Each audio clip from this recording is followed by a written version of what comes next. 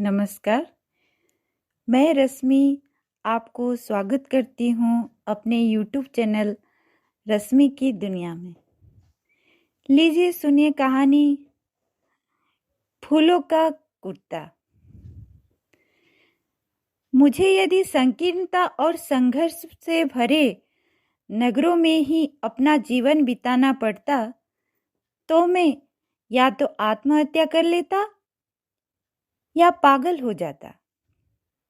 भाग्य से बरस में 3 मास के लिए कॉलेज का अवकाश को हो जाता और मैं नगरों में वैमनस्यपूर्ण संघर्ष से भागकर पहाड़ में अपने गांव चला जाता हूँ। मेरा गांव आधुनिक शुद्धता से बहुत दूर हिमालय के आंचल में है। भगवान की दया से रेल, मोटर और तार के अभिशाप से इस गांव को अभी तक नहीं छुआ है। पहाड़ी भूमि अपनी प्राकृतिक श्रृंगार के लिए मशहूर है। मनुष्य उसकी उत्पादन शक्ति से संतुष्ट है। हमारे यहाँ गांव बहुत छोटे हैं, कहीं कहीं तो बहुत ही छोटे, 10-20 घर से लेकर 5-6 घर तक और बहुत पास पास। एक गांव पहाड़ की तलहटी में है तो दूसरा उसकी ढलान पर। मुंह पर हाथ लगाकर पुकारने से दूसरे गांव तक बात कहती जा सकती है। गरीबी है, अशिक्षा भी है, परंतु वैमनस्य और असंतोष कम है। बंकू शाह की छपर से छाई दुकान गांव की सभी आवश्यकता पूरी कर देती है। उनकी दुकान का बरामदा ही गांव की चौपाल या क्लब है। बरामदे के सामने दालान में पीपल के नीचे खेलते हैं और ढोर बैठकर जुगली भी करते रहते हैं।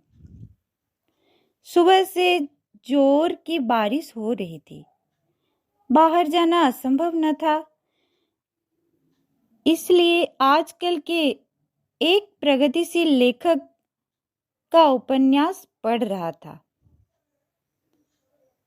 कहानी थी नगर के जीवन में युवक की आमदनी से गुजारा चलता ना देखकर युवती ने भी नौकरी कर कुछ कमाना चाहा, परंतु यह सब युवक के आत्मसम्मान को स्वीकार न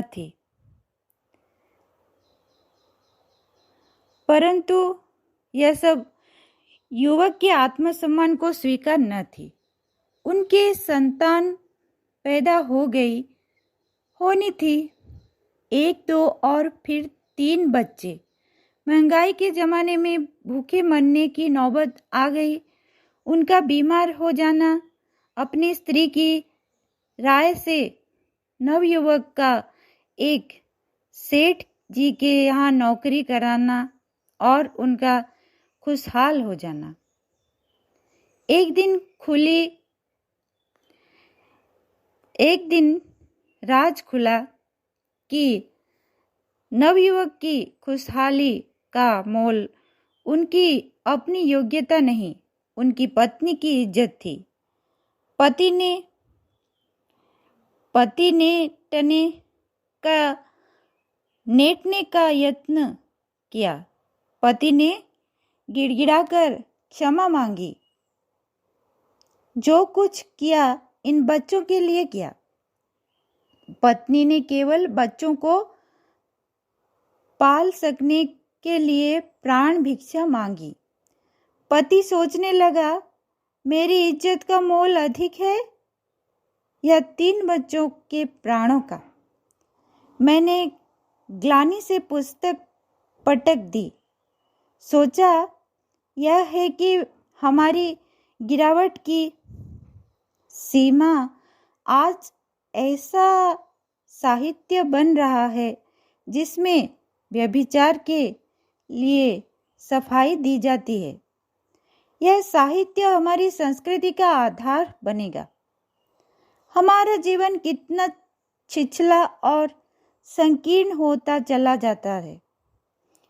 स्वार्थ के बावलेपन, छीना झपटी और मारो मार हमें बदहवास किए दे रही है। हम अपनी उस मानवता, नैतिकता और स्थिरता को खो चुके हैं जिसका विकास हमारे आत्मा दृष्टा ऋषियों ने संकीर्ण सांसारिकता से मुक्त होकर किया था। हम स्वार्थ की पट्टी आंखों पर बांधकर भारत की आत्मज्ञान की संस्कृति के परम शांति के मार्ग को खो बैठे हैं। क्या पेट और रोटी सब कुछ है? इसके परे मनुष्यता, संस्कृति और नैतिकता कुछ नहीं है? ऐसे ही विचार मन में उठ रहे थे। बारिश थमकर धूप निकल आई थी। घर में दवाई के लिए कुछ अजवाइन की जरूरत थी। घर से निकल पड़ा कि बंकू साह से ले जाऊं। बंकू साह की दुकान के बरामदे में 5-7 आदमी बैठे थे। हुक्का चल रहा था।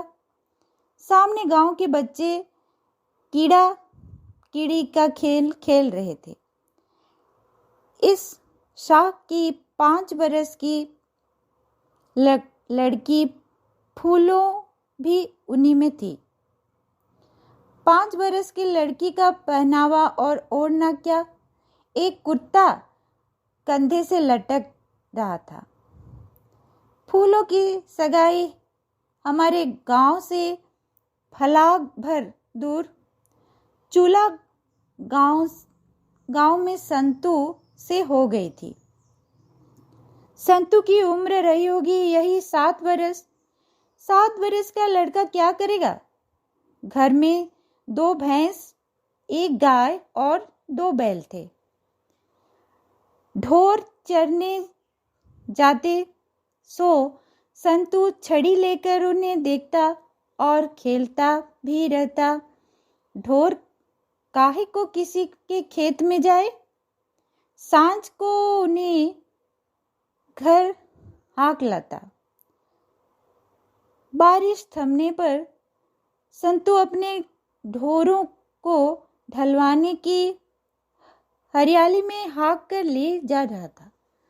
तब बंकू साह की दुकान के सामने पीपल के नीचे बच्चों को खेलता देखा तो उधर ही आ गया।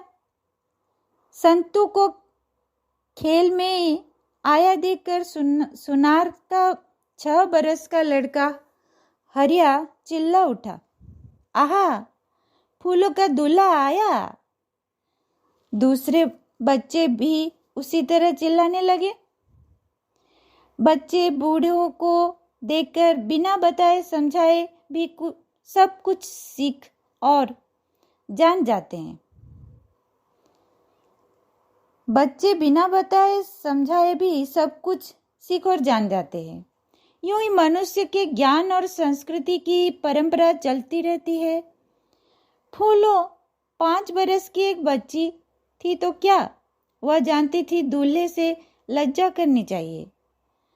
उसने अपनी माँ को गांव की सभी भली स्त्रियों को लज्जा से घूंघट और पर्दा करते हुए देखा था।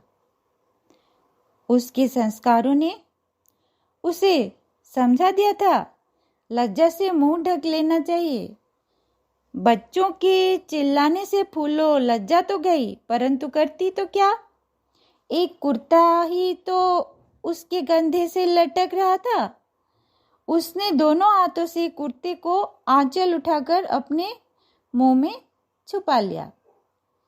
छप्पर के सामने हुक्के को घेर कर बैठे प्रौढ़ आदमी फूलों की इस लज्जा को देखकर कहा कर हंस पड़े।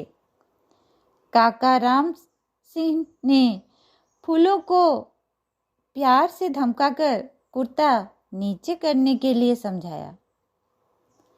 शरारती लड़के मजाक समझकर हो कर हंसने लगे। बंकू साहब के यहाँ दवाई के लिए थोड़ी अजवाइन ले आया था, परंतु फूलों की सरलता से मन चुटिया गया। यूं ही लौट चला।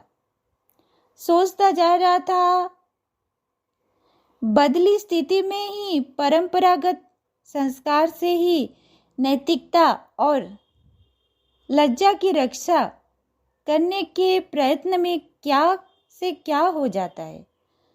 प्रगतिशील लेखकों की उघाड़ी बातें। हम फूलों के कुर्ते के आंचल में शरण पाने का प्रयत्न कर उघड़ते चले जा रहे हैं और नया लेखक हमारे चेहरे से कुर्ता नीचे खींच देता है। नया लेखक हमारे चेहरे से कुर्ता नीचे खींच देना चाहता है। लीजिए, ये यशपाल की कहानी यहीं खत्म हुई, जिसे उपस्थापना किया रश्मि ने। आपको पसंद आए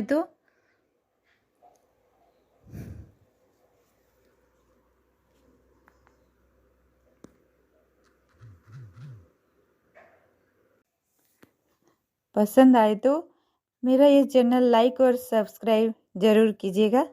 धन्यवाद।